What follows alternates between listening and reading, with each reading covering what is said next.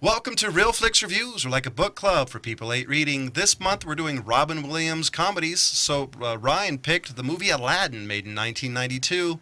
We talk about Firefly episode 12, and we bring you movie news. This week we have Jonathan Charney, James Stevens, Ryan Preston. And the old guys here.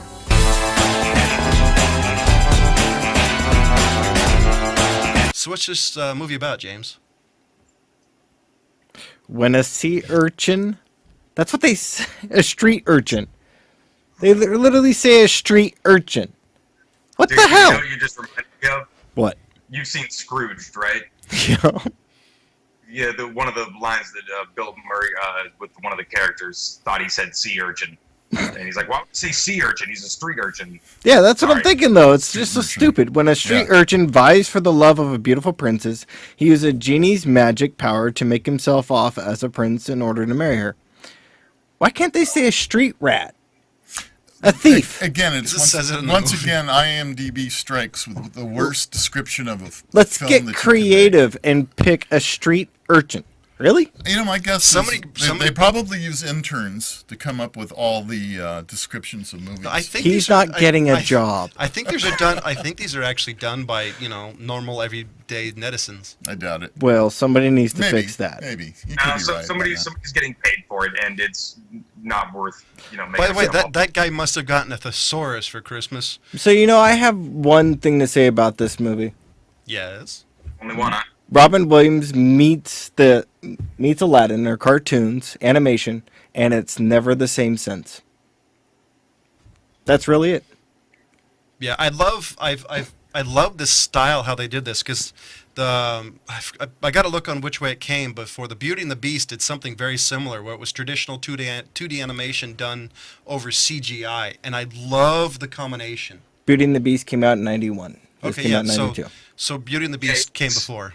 It was kind of a version of what they were doing with Beauty and the Beast, but yeah, Yeah. like you said, it's the 2D drawn images that are laid over this 3D background, and they just figured out a way to sort of seamlessly make the characters move naturally in the world, which is it made it look just different enough to where it doesn't feel dated at all with any of the artwork, Yeah. And in the one scene I remember in Beauty and the Beast was the ballroom scene. This one had a number of them, like the Cave of Wonders, Right. for example, was the first one that really hit. And just remember watching this as a kid going, wow.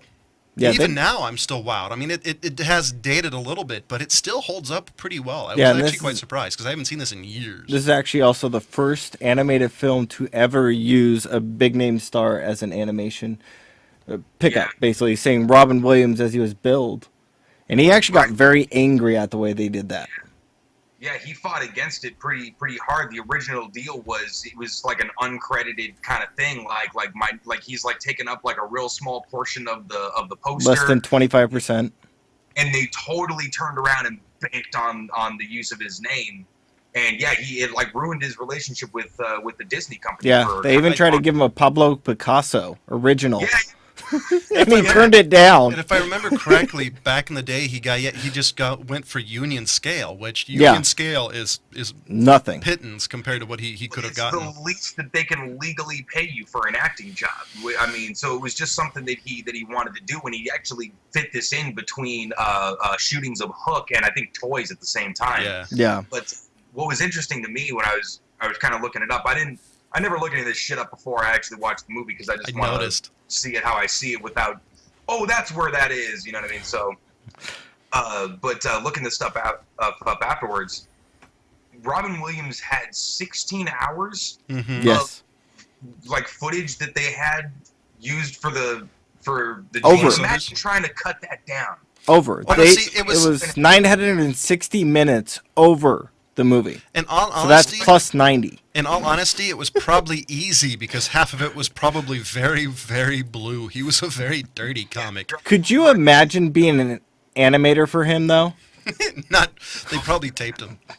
Well, you know what's funny is one of the ways that they got him to agree to do it. He signed on pretty much immediately because the animators had basically taken one of his TV appearances of his stand-up and animated it using the genie. and then showed that to him so they can kind of use his voice with it. And he's like, I'm in. I want to see that. Well, actually, there's 2 trivia things that they put up on IMDb about the street merchant scene, the opening scene. Mm-hmm. And one of them was that they brought him into the studio. They had a blanket over the table that he stood in front of, and they told him to reach under the blanket and feel what's in there and describe it without looking at it. And the first take was way not PC for Disney, and they had to throw it out. I want Disney to release those 960 minutes of Robin Williams doing this. That would be amazing. Robin Williams has a joke somewhere, if I remember correctly, saying, the mouse doesn't have genitals. Yeah. One of the things I loved the opening scene after the merchant scene. I liked that chase scene because how well each gag went. Yeah. From the scene where he was spinning on that pole to transitions. This is one of the Disney scenes that went very well. Sometimes they don't always mesh. Sometimes. Right. Well, this movie was kind of firing on all good cylinders. And Rob, really, I'm sorry for making you watch this, man. I know you're kind of probably great. Oh no, he was. You owe me big time on this one.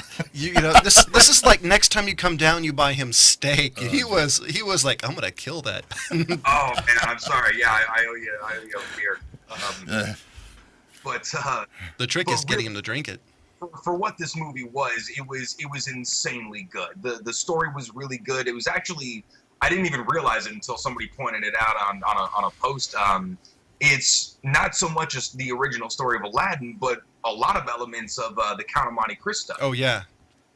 In as much as the guy who wants the girl, who puts the guy in prison, who comes back and pretends to be a prince. But that's an old shtick. I have a little bit of problems with that comparison a little bit because the main motivation in the Count of Monte Cristo was vengeance. This thing was, I just want the girl. Yeah. Obviously, it was sort of the Disney version of it, but the for being a musical, the songs were pretty freaking iconic. And this was during the golden age, the second golden age of Disney.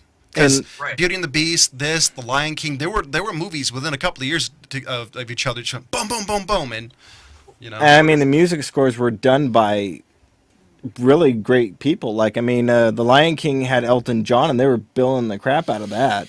Right.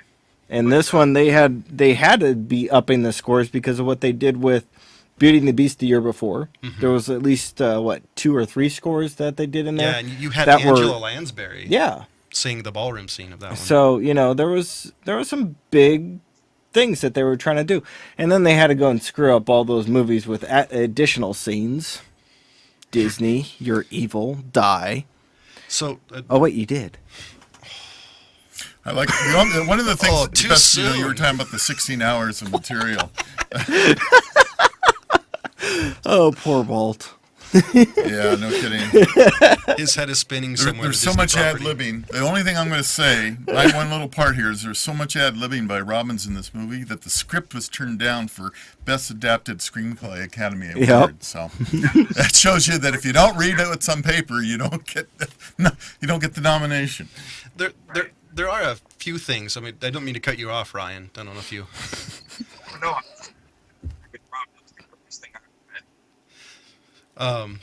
You were a little choppy there. If you want to repeat that. Thank you, Skype. No, I was just agreeing with Rob. That was a really cool little fact I read. Yeah. That was really interesting. That was. That was. I was gonna say this is where I start getting a little picky in a Disney movie. Yes, I'm getting picky in a Disney movie. The one thing I always found funny is when the princess escapes, and somehow nobody notices she's the princess when she has that giant headband with a football-sized jewel on her head, which she shows for a little bit. You think you'd go, oh hey, I chop her hand off. She's her dad's the Yeah. Yeah, He's it the reminds me of czar. one of my favorite scenes in Monty Python Holy Grail when Arthur walks by one of the peasants and he's like, "Oh, he must be a king." He's like, "How'd you know he's a king?" He's like, "Because he doesn't have shit all over him." Yeah. I mean, clothes are wicked clean. She's wearing really bright blue, and nobody bats an eye. And it's just not bright blue. I mean, it's bright. It's like neon, neon sign blue. I mean, I'm sure she didn't smell as bad as everybody else too. right? Yeah, But true. exactly. I mean, actually, one of the You do know we're talking about a animated film Yeah. here. Well, use your imagination. Smell. It's in the middle of a I desert. mean- I bet people don't exactly smell like roses. Okay, keep going. So I what guess was he doing over there? Oh, I guess he wanted to see if we were streaming. I'll switch back to talking about my normal shtick. The colors in this movie I thought were interesting choice. Yes, I was trying to find. There was one of the guys. Here it is, right here. Richard Vander Wend, the production designer. I probably botched his name. Whatever, I don't care. What do you mean? Yeah. He devised the color scheme. It was anyway. He devised the color scheme by actually going and looking at what the paintings and the actual paintings and the colors of the areas that they were doing it in the Middle East. Really? He did his homework. So was it? I'm There was curious. also another guy I was trying to find who traveled back to Iran, his hometown, to get a feel for the actual layout of all the areas around it. I love that Anyways. town of Iran.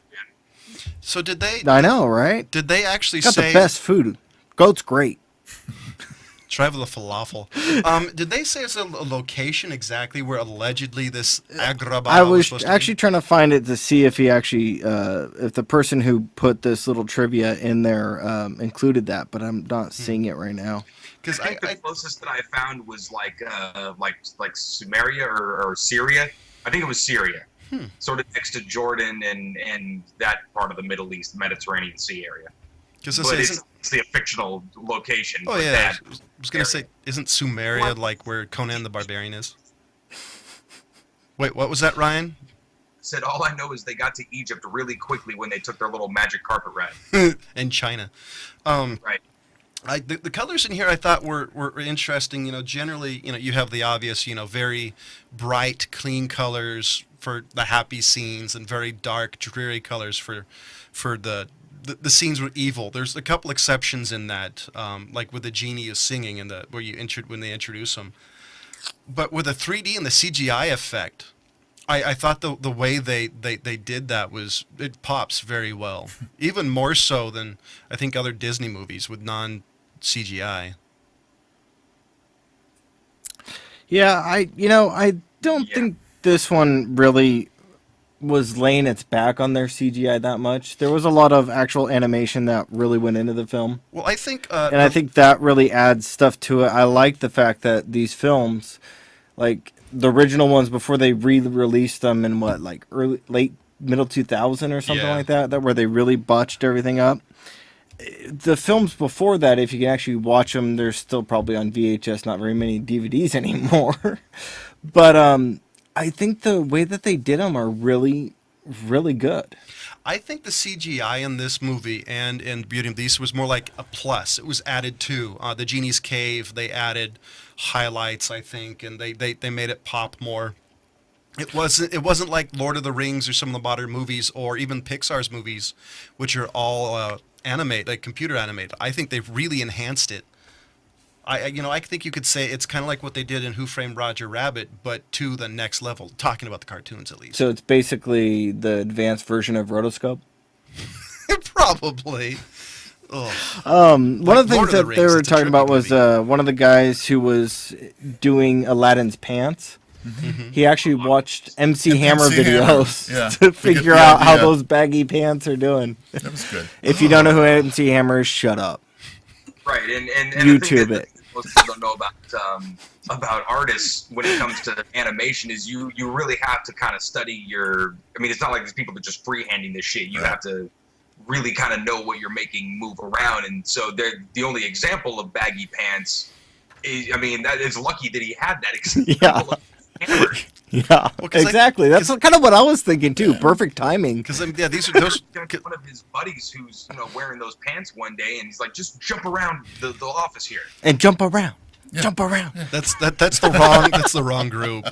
Yeah. Same era though. It was a good idea.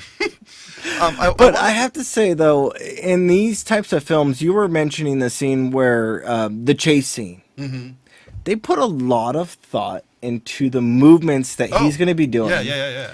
To do that instead of the old type of films where it's kind of like you got choppy and they kind of cut out sequences in the animation just so that it's like, okay, he's here, and then all of a sudden he's here. You're like, how did he do that? Yeah.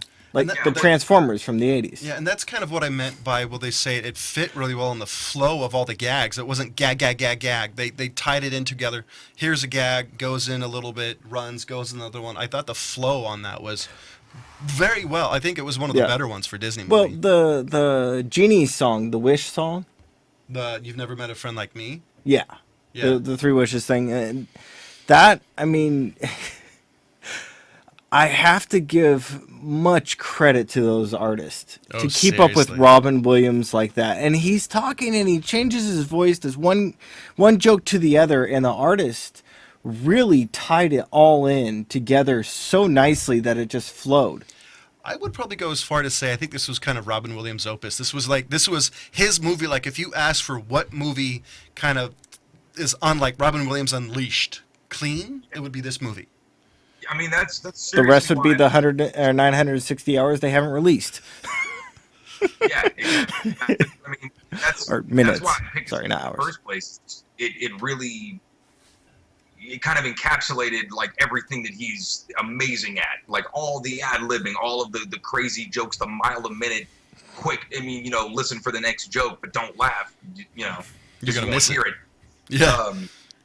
I mean, it was insane. I mean, even if they didn't bill him as the guy in this movie and throw his, the big genie on the poster, it still would have been, making $200 million because it was just so funny and so good. Because I think they had to bill Robin Williams on this because the guy who played, because the voice of Aladdin was the guy who played DJ Tanner's boyfriend in Full House. Yeah. Not exactly a name that's really going to stick out. And he really hasn't done anything since. No. Like James said, though, it's the first movie that they ever billed an actor as, make sure you watch this because this guy's doing the voice. Before that, it was just these people doing cartoon voices. Yeah, and it wasn't just with Robin Williams. It was like starring. I mean, absolutely. And it really was. He completely stole the entire movie. But really, the story in and of itself is kind of so good with just its base elements. It's kind of fascinating with the setting and then the magical lamp and the genie and you throw in a good classic Disney villain. I mean, this is a movie you could make the dark version of today. You know what I mean? Yeah, no, I do want to say, since I know we've been giving glowing reviews about Robin Williams, I want to say the guy who played Jafar was the other actor, the other voice, the other character. That was supposed to be Patrick Stewart, by the way. Yeah, it was. It was supposed to be, but Star Trek took precedence. Yeah. And he apparently he regrets it. He does. That's what he said. That's his biggest regret. Jafar was Jonathan Freeman. Which was great. They should have, shouldn't dim Tim Curry, but it probably would have scared children. I really like that character. As long as you don't see him, he's not scary. He sounds. Oh yeah, good. You should see some of his voice acting. I have. He's really good. I really like the character of the Jafar. I think this is another character besides the genie that was very well hashed out, and I think that was more due to the design of the character than the voice acting. Well, they were talking about his temper and what was more menacing. Oh, yeah. And I think they did okay for kids, I mean, I didn't really stick out to me like, ooh, he's a scary character. It's more like, ooh, your bird needs to shut up. But I do find it funny when they picked a very dirty comedian to Gilbert Godfrey as the parrot, which I think that was the perfect choice, just because his voice fits. He's controllable. It's not like a 9-year-old's going to go to a comedy club and be like, wait a minute, Iago, that's not, right for you to say that. Yeah. Right? No, what happens is they grow up and 20 years later they see a Bob Saget act and you're like... And they're watching the Aristocrats. Yeah, so... Right. So I guess I give this kind of a 3 out of 5. I mean, I actually really like this, but there's parts of this that are a little slowish to me, and it's not my favorite movie, but it's probably one of my favorite Robin Williams movies. To me, it's still a 3 out of 5, though. You're all looking at me now. This is actually a point I would give it a 3.5, but since the two haven't given a homework yet... No, we haven't. And give it to James. look me in the eye. If I put this up on scale of the Disney animation films that they put out, this one kind of sits at a 4. Because it's one of those up there. It's not my all-time favorite, not the one that I like the most. But if I just put it as just what it is, I gotta agree with you. It only stands up as a 3, if I judge it on movies style. Yeah. Ryan? Okay, judging it sort of with the same criteria as James, kind of, as Disney as an entity. Obviously, the Pixar ones that they did much later on kind of stand above the rest as like transcendently good. But this being what it was, kind of a bridge of the two worlds, like we talked about the 3D and the art. I'm an art fan. I mean, it's the reason that Alice in Wonderland from like the 30s can still live up today, is because it was just a really good story, cool stuff. I think this one's gonna be the same way. I mean, it's gonna be something that a 9-year-old's gonna watch in 2055. And for that, definitely a 4 out of 5, a strong 4 out of 5. Did I put Beauty and the Beast on the scale of where you're putting Aladdin? If I was to choose, but that's much more of like the girl sort of fantasy kind of movie. This was something where the princess wasn't the main character. This was true. Aladdin running around being a badass and has a genie. I mean, I'm a boy, dude. Magic carpet. I like the carpet. I'm a boy. Allegedly. Wow. Yeah. I think your nose got bigger. So animation in itself is not really my cup of tea, but that doesn't mean that I can't sit there and watch it and enjoy and appreciate it.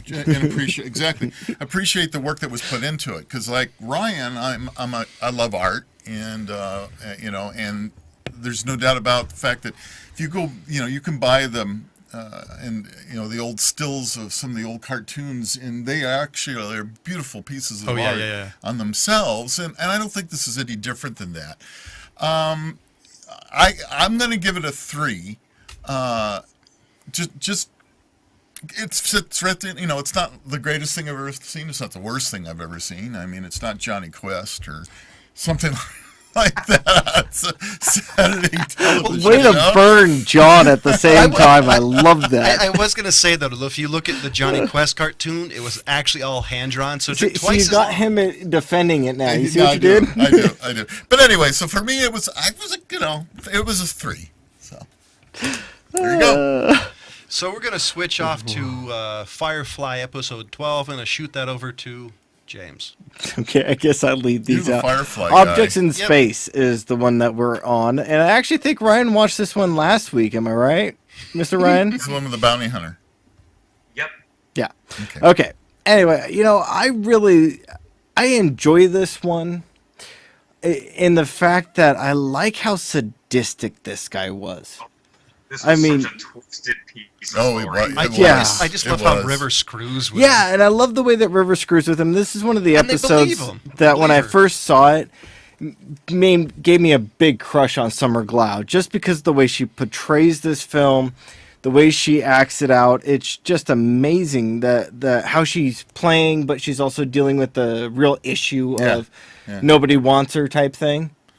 Well, you really get to see a little bit more of what they did to her. Yes. Okay, so now the story is built to a point where you go, oh, okay, they did all this stuff to her. We didn't really know what it was. It's a build-up to this, and now we're really starting to see her ability to screw with people. Yeah.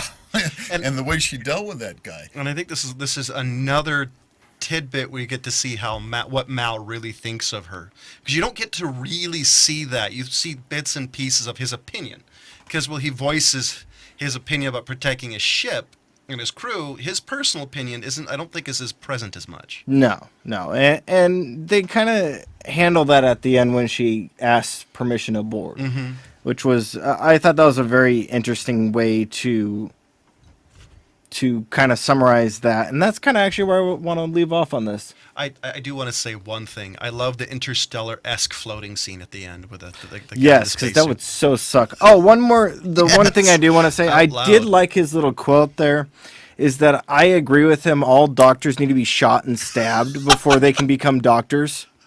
Just so you know what you're dealing with. He's got a point. He does. He really does. That was the one. So Hey, they have to tase cops before they give them one. Exactly. And you got to get mace. So and- so to do that, we're gonna switch over to movie news, which is Ryan's thing if he did his homework this week. He's trying to turn it in late. movie news. Well, okay, well, I'll go Yeah, first if you fine. want. I'll go first What's if you that? want. I'll go first if you want. I have something. Oh, please, by all means, because all this shit is nothing that I'm even interested in. Because I don't remember if we talked it or not, but the guy who will be playing the Sorcerer Supreme, one of James and I's favorite character, has been officially picked. Do you know who that is? Talking about Doctor Strange? Yeah. I think we did. The BBC version, the guy who played Sherlock on the BBC. I think we did talk about it. Cumberbatch. I wanted to see what your guys' opinion is, because I think we might have talked about it a little bit. Because it's so good. I'm not happy about it. Oh man, I think he's gonna be amazing. He could be. He's got to be better than he was in Con. My only role is if he's like Con, this movie's gonna suck out loud. Yeah, I'm not. What was your major problem with Khan? He sucked. Because you're playing against you're playing against the guy who originally played Con with Shit, Montalban. have you watched that movie lately? It's not that brilliant. It's so bloody dated, and so is the performance. He I really, really like does Mon- have a point. I don't disagree, but I really liked Montalban as that Yeah, role. it's early sci-fi. But I think he could have gone. I think he could have gone darker in Star Trek: Edge of Darkness, or what? No, it wasn't Edge of Darkness. Yeah, it was no, the. it was.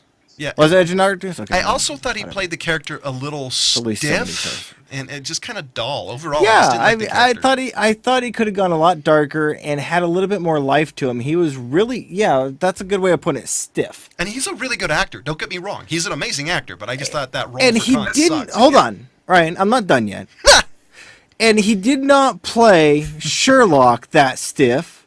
He played Sherlock like he was a happy kind of go-lucky guy that was just smarter and more of a jackass than everybody else. A psychopath Right? or whatever he said. Sociopath. Yeah. Close enough. But that's pretty much how he played Sherlock. Why the hell didn't he even add any of that to? Okay, I'm just gonna get pissed off. But So- okay, but look, the Bad choice. Hey, the character of Doctor Strange is a pretty well fleshed out thing. He's kind of insane and moody.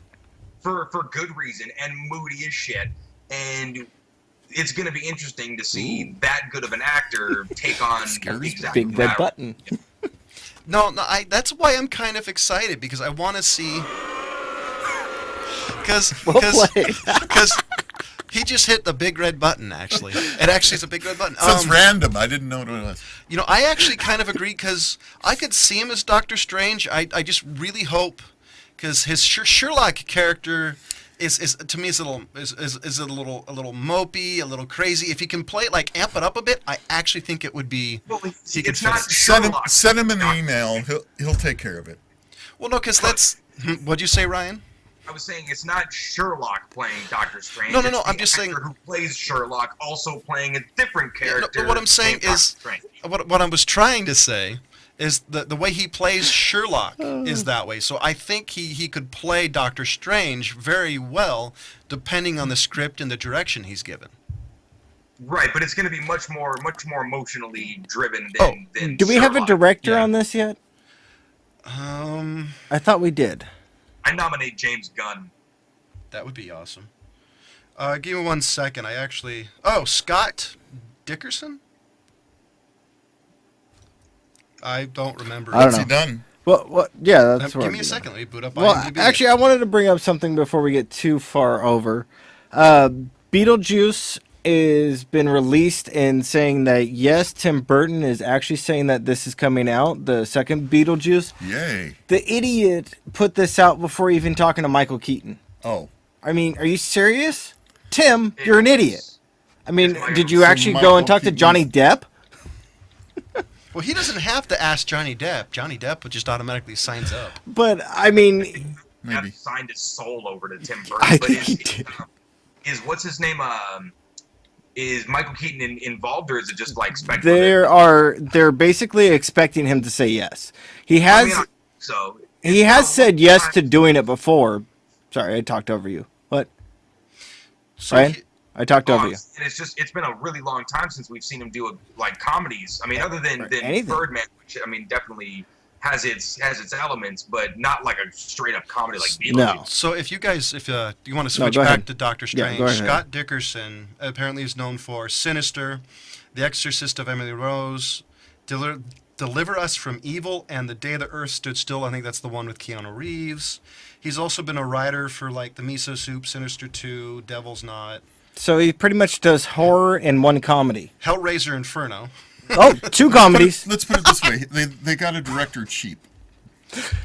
Well, I mean, not necessarily. I mean, they have a director that has kind of a twisted eye, and the story of Doctor Strange is Pretty dark. twisted. Pretty Yeah, dark really- and twisted. So I mean, he No knows. I roaster, think he's sorry. gonna know what the project is involved in, but it kind of needs that sort of really, really sick sort of look at things. Well, no, I think if he did Hellraiser, I think that Hellraiser kind of touch will You, definitely you know, help the with Hellraiser Dormammu. color palette that they had was really dark. That could work. So, Is that a Vuvuzela? What the? I mean, Is that a reference to Candyman? It's a dark. I liked that movie. Hey, so did I. That guy still freaks me out. He freaked you out. I thought that thing was funny. So, apparently, before this show goes off rails too much, next week pick is the original old guy. So, Me, huh? yep. So what are you picking? All right. So I thought and I scratched my head, and then I remember watching this movie in the theater and going, that was kind of fun. So we're gonna do Jumanji. Oh wow. I'm down. And It's he's flipping me shit. No, this is vengeance. This is I'm gonna get back at the We little moved bastard. up by 2 years of age. I picked a 9-year-old's movie. He picks like an 11 to 12-year-old's movie. There He you could go. have gone with Hook. You know what? They're both I wouldn't do right Hook. there in my mind. I love them both. It's just a fun movie, and it's a good way, I think, to wrap up Yeah. the group. And we're gonna do Firefly episode. Is it 13? 13. And Trash. Trash. And that's the last episode, Trashed. right? Trash. It's the last episode before the movie. Before the movie. Isn't it? I don't think not there's a so 14. sure. I think there was another one. I may be wrong though. Well, where he I was looking it up, but I had it up and I closed it. While he looks it up, and I'll just let everybody know and remind you after the official last episode of Firefly TV show, we'll be doing Serenity the movie. Yes. So that will take over whatever the pick is, whether it's one of our pick or the theater pick. No, we have the message after Trash. So there Okay. is one more. Oh, there is 14. So in a couple of more. So after the message, we'll be doing I'll Serenity. be darned. I thought there was one more. Good for you. And so, ladies and gentlemen, I gave. Hopefully, there's a lady out there. I gave the movie Disney's Aladdin. Hi, Laura. A 3 out of 5. James gave it a 3 out of 5. Ryan gave it a 4 out of 5. Rob gave it a 3 out of 5. Next week is Firefly episode 13. Yes, Trash. Trash. And we'll be doing Jumanji for next week's pick. Yeah. And as always, we'll see you next week. Goodbye.